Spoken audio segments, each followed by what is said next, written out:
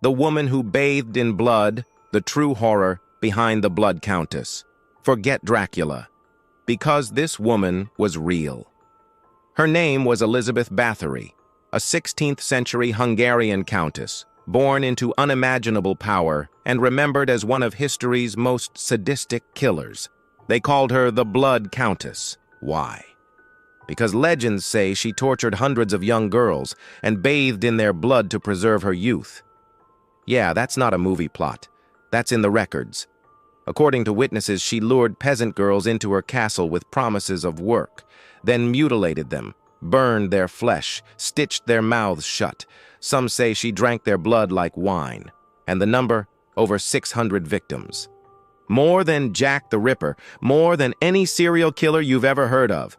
But here's where things get strange. Despite all those accusations, there was never a trial. No public evidence, no real investigation. Why? Because Elizabeth Báthory wasn't just any noble. She was richer than the king himself. She ran estates, armies, and political alliances. She was educated, powerful, and intimidating.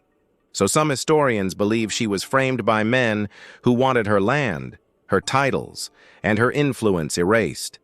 They locked her in a windowless room until she died, alone, forgotten. But the legend they created? That lives on, in horror films, in vampire myths, and in dark corners of history. So, was she a monster, or a victim of one of history's most brutal smear campaigns? We may never know. But one thing's for sure. The scariest stories are the ones that might be true. Love dark, disturbing history they don't teach in school? Hit like, share this with a horror-loving friend, and subscribe to History Distilled, where legends come to life and the truth is always stranger than fiction.